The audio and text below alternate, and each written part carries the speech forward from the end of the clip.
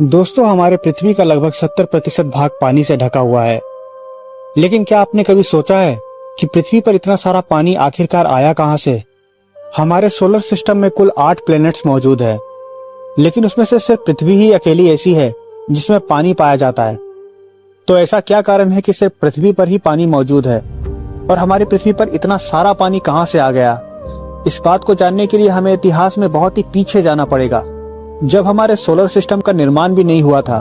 जी हाँ दोस्तों, हमारे धरती पर पाए जाने वाला पानी हमारे सोलर सिस्टम से भी ज्यादा पुराना है और इस पानी की कहानी तब से शुरू होती है जब से हमारे इस ब्रह्मांड का निर्माण हुआ था। जब सबसे पहले हमारे ब्रह्मांड में एक विस्फोट हुआ, जिसके बाद हमारा ब्रह्मांड लगातार बड़ा होता चला गया। उस समय ब्रह्मांड में सिर्फ हाइड्रोजन और हीलियम के एटम्स ही मौजूद थे, जो पूरे ब्रह्मांड में बादल की तरह फैले हुए थे।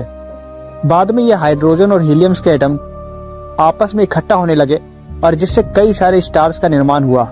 मगर इन स्टार्स के कोर में प्रचंड ताप और दबाव के कारण बहुत सारे हेवी मेटल्स के मॉलिक्यूल्स फॉर्म होने लगे और जब इन तारों में विस्फोट हुआ तो उनसे ये अलग अलग एलिमेंट्स के मॉलिक्यूल्स पूरे ब्रह्मांड में बिखर गए और इन्हीं में से एक था ऑक्सीजन। इस ऑक्सीजन ने हाइड्रोजन के मॉलिक्यूल्स के साथ मिलकर वाटर मॉलिक्यूल्स बनाना शुरू कर दिया, जो धीरे धीरे ब्रह्मांड में मौजूद छोटे छोटे उल्का पिंडों में इकट्ठा होने लगे। उसी समय एक और तारे का जन्म हो रहा था और उसके साथ साथ जन्म हुआ 8 प्लैनेट्स का, और उन्हीं 8 प्लैनेट्स में एक हमारी धरती भी थी। यहीं से हमारी धरती की पानी की कहानी शुरू होती है। जब हमारी धरती नई नई बनी थी तो ये आज की तरह बिल्कुल नहीं थी। ये भी सूरज की तरह ही एक धधकती हुई आग का गोला थी और इसमें चारों तरफ ज्वालामुखी और लावा तैरता रहता था। इतने एक्सट्रीम हीट में पानी का नामो निशान भी पृथ्वी पर नहीं था। इन ज्वालामुखी से पृथ्वी के गर्भ में मौजूद हेवी मेटल्स और टॉक्सिक गैसें लगातार एटमॉस्फेयर में फैल रही थी। लेकिन इसके साथ साथ एक और चीज इन ज्वालामुखियों से बाहर आ रही थी और वो था वाटर वेपर्स। चूंकि हमारी पृथ्वी उस समय काफी ज्यादा गर्म थी, इसलिए ये वाटर वेपर्स भाप बनकर ऊपर उड़ गए।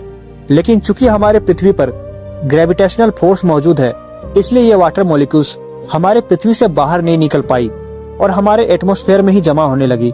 और जब हमारी पृथ्वी धीरे धीरे ठंडी होने लगी तो यही जलवाष्प पानी के बूंदे बनकर जमीन में बरसने लगी, जिससे हमारे पृथ्वी पर बड़े बड़े महासागरों का निर्माण हुआ। लेकिन पृथ्वी पर पानी होने का बस यही एक कारण नहीं है। जब हमारी पृथ्वी बिल्कुल नई नई थी, उस समय हमारे धरती पर लाखों उल्का पिंड गिरते रहते थे और ये उल्का पिंड अपने साथ वाटर मॉलिक्यूल्स को भी लेकर आए। जब ये हमारी धरती पर गिरी तो इससे निकली हुई वाटर मॉलिक्यूल्स हमारे एटमॉस्फेयर में ट्रैप्ड हो गई और फिर वो बारिश की बूंदों के रूप में महासागरों में भरने लगी। ये प्रक्रिया लगभग लाखों सालों तक चलती रही, जिसके बाद हमारी पृथ्वी धीरे धीरे ठंडी हो गई और हमारी धरती पर बड़े बड़े महासागरों का निर्माण हुआ। और इसी पानी के वजह से आज हमारी धरती पर जीवन भी मौजूद है।